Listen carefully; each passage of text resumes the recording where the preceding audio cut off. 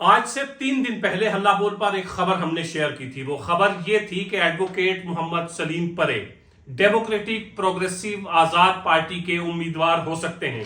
उससे भी पहले एक खबर हमने आपके साथ शेयर की थी जब गुलाम नबी आजाद का नाम बहुत सुर्खियों में था। चारों तरफ ये बातें हो रही थी कि गुलाम नबी आजाद यहां से इलेक्शन लड़ेंगे। तब भी हमने कहा था गुलाम नबी आजाद यहां से इलेक्शन नहीं लड़ेंगे।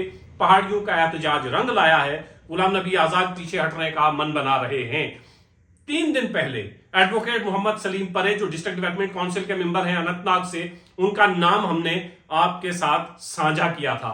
आज यह खबर कंफर्म हो गई कि डेमोक्रेटिक प्रोग्रेसिव आजाद पार्टी के उम्मीदवार गुलाम नबी आजाद नहीं बल्कि एडवोकेट मोहम्मद सलीम परे होंगे। गुलाम नबी आजाद जो राजौरी अनंतनाग पार्लिमानी सीट पर इलेक्शन लड़ने की ख्वाहिश रखते थे, लेकिन तब तक जब तक भारतीय जनता पार्टी उनके पीछे थी। बताया यह जाता था कि भारतीय जनता पार्टी गुलाम नबी आजाद की मदद करेगी और गुलाम नबी आजाद इलेक्शन में हिस्सा लेंगे। लेकिन पहाड़ियों ने जबरदस्त एहतजाज किया, कहा किसी को भी वोट करेंगे। गुलाम नबी आजाद पहाड़ियों का दुश्मन है, गुलाम नबी आजाद को वोट नहीं करेंगे। और फिर गुलाम नबी आजाद जैसा मजा हुआ सियासतदान कैसे उस रास्ते पर चल सकता था। मीन उनके लिए हमवार नहीं, जो रास्ता कांटू भरा है। मजे हुए सियासतदान ने यह फैसला किया है कि उन रास्तों पर नहीं चलना है जो कांटू भरा है। उस जमीन पर हल नहीं चलाना है जो जमीन मेरे लिए हमवार नहीं है। कहा जाता था 2 फॉर्मर चीफ मिनिस्टर यहां से इलेक्शन लड़ेंगे, अब एक ही फॉर्मर चीफ मिनिस्टर यहां से अलग इलेक्शन लड़ेगा। गुलाम नबी आजाद अब यहां से इलेक्शन नहीं लड़ेंगे। गुलाम नबी आजाद की पार्टी के उम्मीदवार होंगे एडवोकेट मोहम्मद सलीम परे, जो राजौरी अनंतनाग पार्लिमानी सीट पर इलेक्शन लड़ेंगे।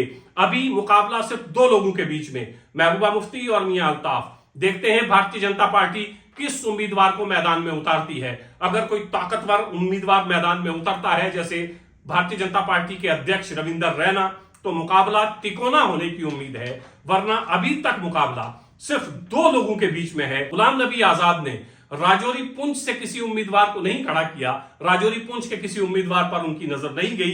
नजर पड़ी तो कश्मीर के एक डिस्ट्रिक्ट डेवलपमेंट काउंसिल के मेंबर पर। आप समझ सकते हैं कि कश्मीर से गुलाम नबी आजाद का किसी उम्मीदवार को खड़ा करना क्या इशारा करता है। बहरहाल गुलाम नबी आजाद राजौरी अनंतनाग पार्लिमानी सीट पर इलेक्शन नहीं लड़ रहे हैं और राजौरी अनंतनाग की सीट पर गुलाम नबी आजाद की पार्टी के उम्मीदवार होंगे एडवोकेट मोहम्मद सलीम परे।